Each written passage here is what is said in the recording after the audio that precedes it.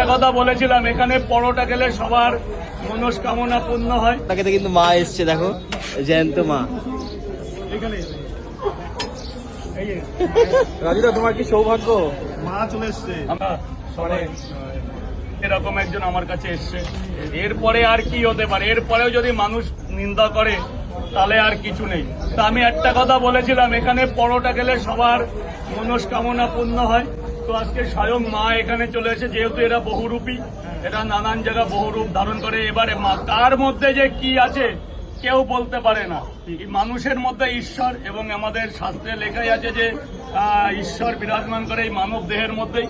তো আজকে স্বয়ং মা এখানে এসে সবাই যার যার মনস্কামনা আছে পূর্ণ করে নাও। আর আমার পরোটা খেলে আরো তাড়াতাড়ি হয়ে যাবে, এটা গ্যারান্টি দিয়েছি। তার ফল পেয়েছি। মিনিমাম 4 জন আমাকে পুরস্কার দিয়ে গেছে। জয় মা। রেলে চাকরি পেয়েছে, একজনের বিয়ে হয়েছে, আর 2 জন এমনি চাকরি পেয়েছে।